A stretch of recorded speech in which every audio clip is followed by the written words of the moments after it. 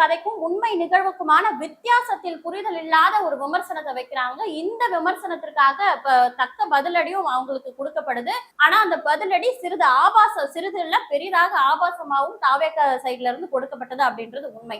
ஆனா அதற்கப்புறம் இவங்க சும்மா இல்லாம அதற்கு பதிலடி கொடுக்கும் விதத்துல இன்னொரு ஒரு பதிவும் போட்டிருந்தாங்க. நான் என்னுடைய வீட்டுல தான் இருப்பேன் அப்படின்னு சொல்லிட்டு விஜய் அவர்கள் கரூர் சம்பவம் நடந்தப்போ எப்படி ஒரு காணொளி வெளியிட்டாரோ அதே போன்ற ஒரு காணொளியும் இவங்களும் வெளியிடுறாங்க. வெளியிட்டதுக்கு அப்புறமா என்ன ஆகுதுன்னு பாத்தீங்கன்னா, வழக்கறிஞர் நெல்சன் அப்படின்றவர் ஒரு பதிவு போடுறாரு. அந்த பதிவுல நாமக்கல்ல நடந்த திமுகவின் கிட்னி முறைகேடு, அதாவது கிட்னி திருட்டு அந்த இடத்துல நடந்திருக்கு. இதை கிட்னி திருட்டுன்னு சொல்ல கூட நம்மளுக்கு உரிமை கிடையாது. ஏன்னா நம்மளுடைய சுகாதாரத்துறை அமைச்சர் வந்து இந்த மாதிரி ஒரு சொல்லியிருக்காரு. அதனால இந்த இடத்துல நான் முறைகேடுன்னு சொல்றேன். இந்த கிட்னி முறைகேடுல ஜூலி அவர்களுக்கு ஒரு தொடர்பு இருக்குன்னு சொல்லிட்டு வழக்கறிஞர் நெல்சன் ஒரு வீடியோவை போடுறாரு. சும்மா பொத்தாம் பொதுவா எல்லாரும் யூடியூப்ல உட்காந்து பேசுற மாதிரி அவர் சொல்லிட்டு போல, ஒரு வழக்கறிஞரா பல ஆதாரங்களை முன்னிறுத்தி அதை யாருக்கு உரிய இடத்துல கொண்டு போய் சேர்க்கணுமோ அந்த இடத்துல சேர்த்து அதற்கு பின்புதான் அந்த காணொலியை அவர் வெளியிடுறாரு.